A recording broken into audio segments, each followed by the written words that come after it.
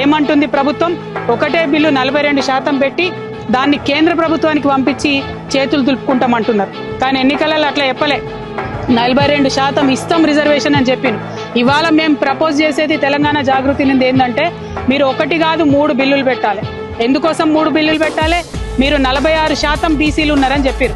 మరి 46% బీసీ ఆడబిడ్డలైనా మగబిడ్డలైనా చదువుకోవడానికి విద్యలో 46% రిజర్వేషన్లతో ఒక బిల్లు పెట్టాలి.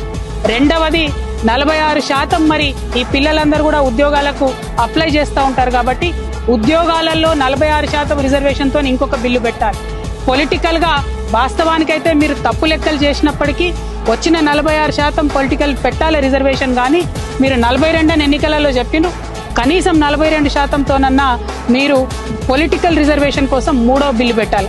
ఎందుకు 3 సపరేట్ బిల్లులు పెట్టమని డిమాండ్ చేస్తూ ఉన్నామంటే, మీరు ఈ బిల్లులన్నీ